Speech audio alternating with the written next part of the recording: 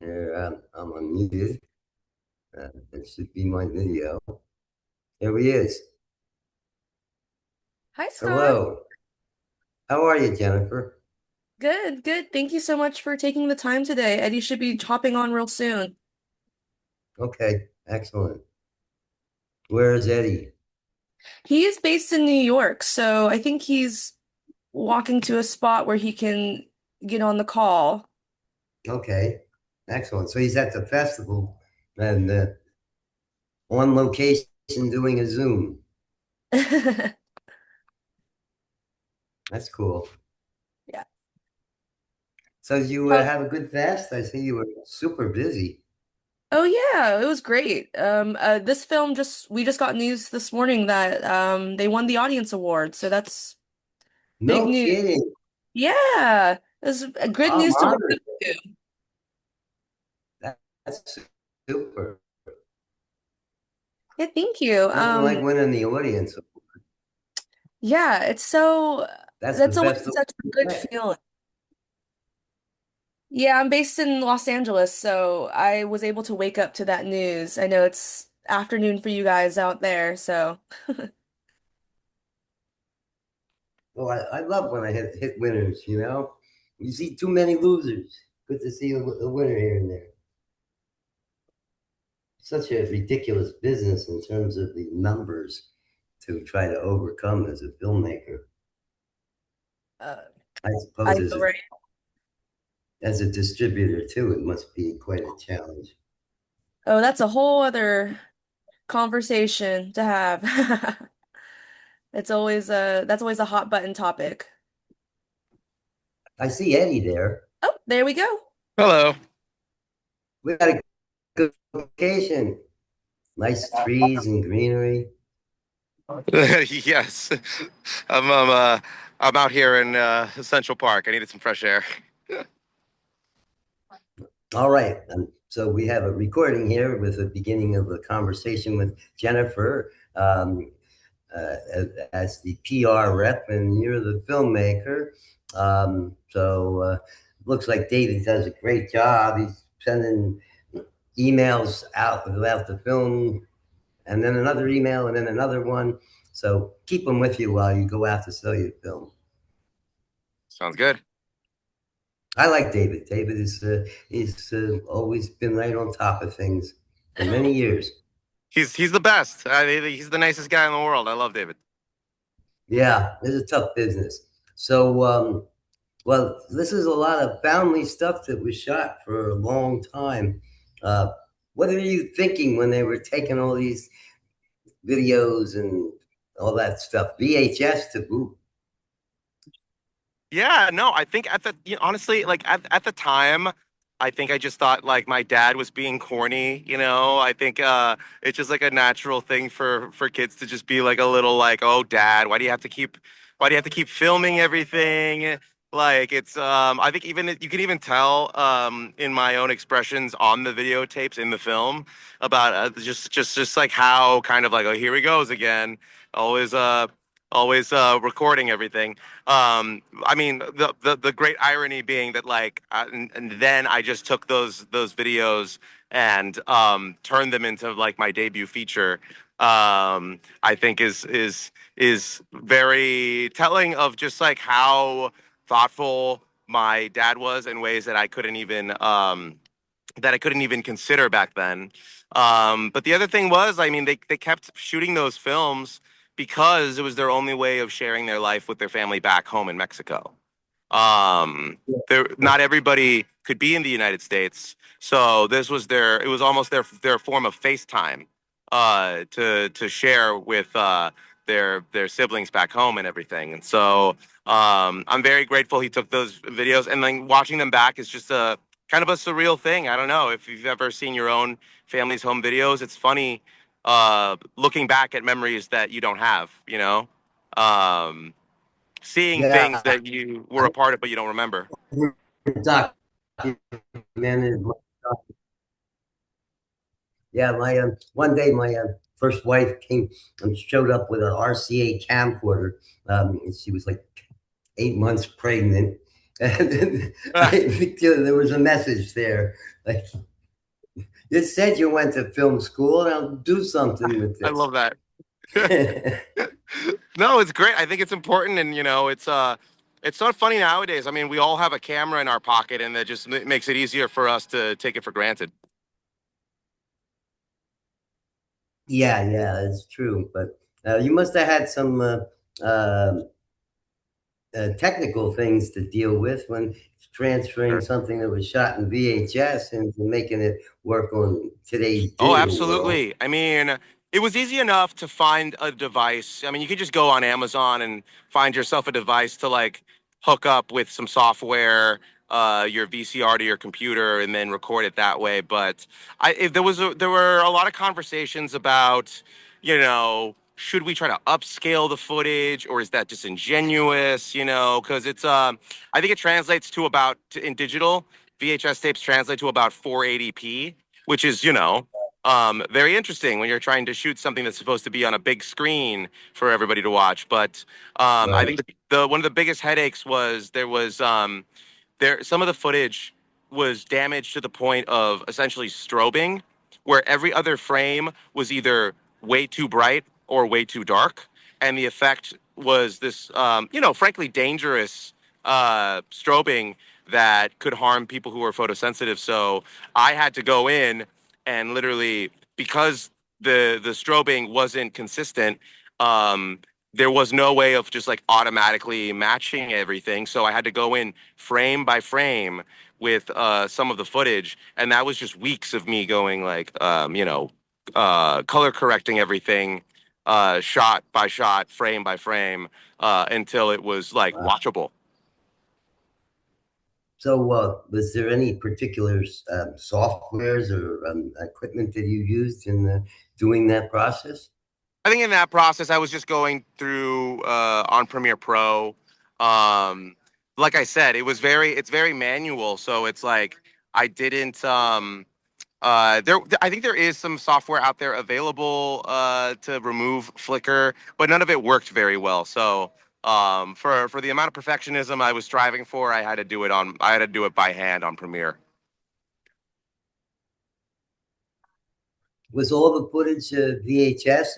Did they ever upgrade to SVHS or any of that, or was it just No, I they think it kept was. going with that same port? Yeah, it was all VHS or mini DV. There was a lot of mini DV tapes. But no, I mean, I think I also too. They did eventually start shooting on like digital camcorders and of course like iPhone footage. But I made a conscious decision that I think like the aesthetic of this film, we have the present and the past. The past represented by those VHS tapes, and the present we have DSLR footage and Zoom footage. And I didn't really care to include any of the in between just because I wanted that contrast to be that really, really stark, like between the present and the 90s. Yeah, so you basically just let it evolve. Like, so the film was this way it looked then, and this is the way Yeah, it looks now, and live with it. yeah, precisely. I think I was, dealing with some engineers at an image group once I worked at, and the line I got out of them, and it was a repeat of what was when I was in broadcasting it, because it Right. was, Okay. we can live with it. And I go, okay, that was the engineer line. We can live with it. Yeah. Yeah. And No. I mean, we actually lived with it. yeah. No. You had to basically just you kind of had to work with whatever you have, and and it can be very finicky, the technology. So it's always good to have somebody who knows what they're doing there. You have any kids yet? I do not have any kids yet. No, I am about to get married in October, actually. And So we've that's that spoken coming about. Sorry. video approach. Yeah, no, I mean it's fast approaching. Yeah. And we do want to have kids. And I'm very excited to, I don't think a lot about how I have now this sort of archive and this film to then get to show my kids about like, hey, look how cool your grandparents were, and this is our family history. Yeah. So I tell you one thing. I'm not sure I would advise to shoot the birthing because, unfortunately, I did, and I thought I made it very dignified looking, but what I saw that didn't make it to the camera because I didn't actually want to put it there Okay. was kind of it's a messy process. Yeah. Yeah. No, it can be absolutely. It turned out we had a difficult pregnancy. She wanted to do it natural, but didn't tell that she had had some procedures before. And I was fortunate to have the doctor who delivered my son was Mm.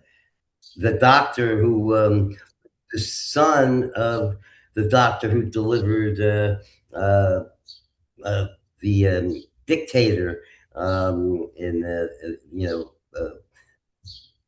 and it was pretty crazy, but Mondrian was his name. We were in a hospital in Bucks County, Pennsylvania, but his father had delivered a major dictator, and then he Oh. became a doctor. Oh Here he wow. was. Okay, I think he can handle the pressure, and it turned out to be they had to open her up, because she couldn't make it through the Oh natural. my. So, geez, I don't know if I would recommend videotaping the birthing. Yeah. No, I I mean, think that's that just, one. Some people do it. I don't know if I don't know if that'll be my first thought.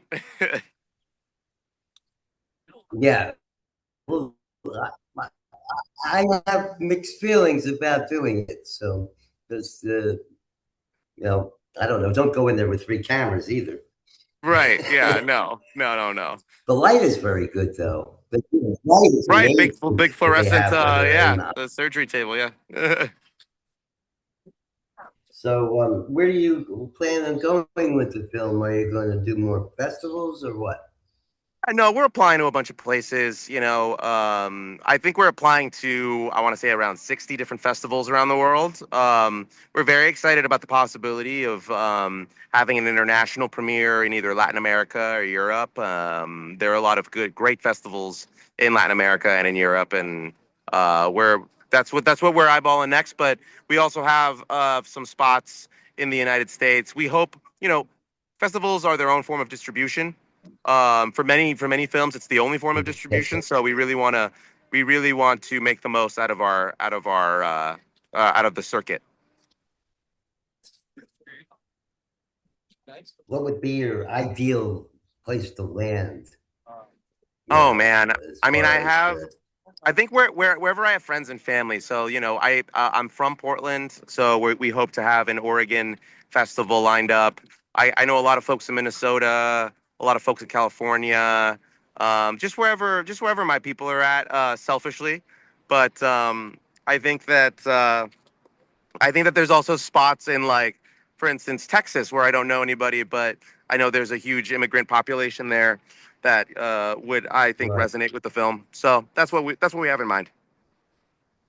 Do you keep a dual citizenship? I don't actually. I'm just American. My my Oh, parents, I believe, cool. just reissued their citizenship with Mexico, so I think they're dual citizens now. But I personally am not. So but I've thought about it. I've thought about it. Obviously, yeah. Well, here comes one of my housemates, and he's never made it to any of my videos. Yo, no cigarette smoking inside the hallway. See, okay, There's people living upstairs. all right. Okay. You've made an It's appearance. safe. Do you want to Ah. appear physically? No, good. All right. I was warned. I took a warning. So there you go. No more smoking during this interview. There you go. All right. So anyway,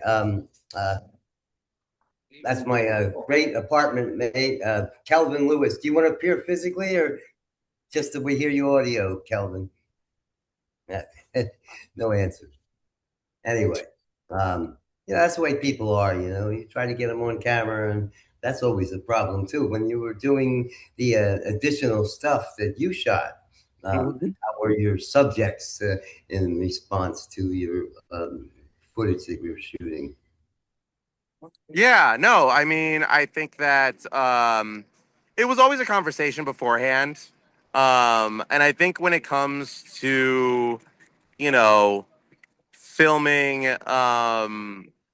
other people, yeah, people can get kind of like on edge. They don't know what you're doing with it. For my parents specifically, like I know that it was a bit of a conversation trying to describe like, okay, why, because they don't know like why would people be interested in our story, right? Like what's so interesting about us. And so the conversation with them had to be like, well, I think that a lot of people have a lot to learn about your experiences. And I also feel like, I mean, at first I didn't know what we would be doing with this film. I didn't realize it would be going to Tribeca, that's for sure. And I was like, well, maybe we just keep this in the family, or it's on YouTube. And so I think that the stakes were lower then for them, and it made it easier for us to have more candid conversations. And then when it did eventually get into Tribeca, I think they were a bit like, wait, what? What are you talking about? But I think that just goes to show just like how I guess right I was that like people want to hear their story. So where do you think your Mexican premiere will be? That's a great question. I would love to have it in something like, I mean, we've applied to MX Docs. I think that's a great festival. But also Guadalajara, which is the city that my parents were originally from. Guadalajara has a great film festival as well, and we're looking at that for next year. You remember that line from the Steely Dan song where it goes, "Well, Guadalajara just won't do." No, no, I don't. That sounds awesome. I don't listen to a lot of Steely Dan, but I love the reference. Yeah, it's a beautiful song, but I think it was my old school. Oh, okay, all right. I'll have to check it out. Yeah, it's got a very pretty melody base to it, and I'm never going back to my old school. um, and then he's trying to say, "Well, let's go to mix it." No, no, Guadalajara won't do. So that's one of my favorite songs, actually. I I have to love it. get to Guadalajara sometime. Yeah, no, it's gorgeous. I mean, I think a lot of people are kind of obviously it was in the news for very unfortunate reasons with the all the drug trafficking and that's all the violence that's broken out in the past couple of months. But you know, I wouldn't let that deter people because it's first of all, that's you know that stuff is very few and far between. But I think Guadalajara is one of the great cities of the world. Honestly, it almost reminds me of like if Mexico City is Mexico's New York. Guadalajara is Mexico's Chicago, and I think it's such a gorgeous city. The birth of mariachi. You have a lot of great soccer going on there. So yeah, I love Guadalajara. Well, I want to congratulate you for the audience award. I'm not sure Thank I've ever you. been an audience award winner, but 25 years probably. If I go through the archives, I'll find somebody that had some major win somewhere. You know. Yeah. No, we're very honored. I mean, it's we got the news today, so it's still fresh, and I'm just so happy that people are connecting with it. I think it's just you know, even more so than like, I mean, jury awards are great, but I love knowing that folks who've been watching it, you know, like everyday folks are really connecting with the film. I love it. Well, I guess that covers a lot of the ground. I guess one last question is, when you look at, say, documentarians that might have influenced this kind of filmmaking, uh, Yeah. who were the people that you most like influenced by or felt was really Yeah. That's a great question because I think at first I was so kind of anxious about how personal the project was and whether somebody would care. And I'm like, is this a thing filmmakers do? As a result, I was like, I mean, yes, we have some of the best filmmakers in the world, like Chantel Akerman, often made films about her mother, documentaries about her mother. Kirsten Johnson, her two big documentaries, Camera Person and Dick Johnson, are both about her parents. And Camera Person, I think, was a great also just influence on the archival component of it. Um, I think Hale County This Morning, This Evening by Ramel Ross was a huge influence. Being Lou's Minding the Gap was huge for me. And then lastly, like just like the work of Adam Curtis, who's a BBC Well, we're losing documentarian. it here. It's this connection starting to break up. Sorry, one more time. It's that we can do this technically. We had some breakup in there, you Oh, know. I'm sorry. So I I mean, know I can I answer. think that's kind of no, that's not your fault. That's documentary, you know. It's what you see. It says it's an unstable network connection, but Yes, yes. I feel we covered a lot of ground. Yeah, Okay, I just cool. a lot of that Al Maisel stuff. I think might have been Sure, yeah. important. Yeah, no, I mean the Maisels are terrific. I actually live very close to the Maisels Center, so the Maisels have been on my mind a lot as well. But Al was a wonderful guy, super guy. oh yeah, no, yeah. So let's say thanks to Jennifer and David Magnell and Tribeca and Eddie Sanchez. I'm proud to have added you to my filmmaker list of documentation. And there you go. Onwards. Terrific, Scott. Hope Thank you. you get in Guadalajara. Yeah, yeah. I'll see you there.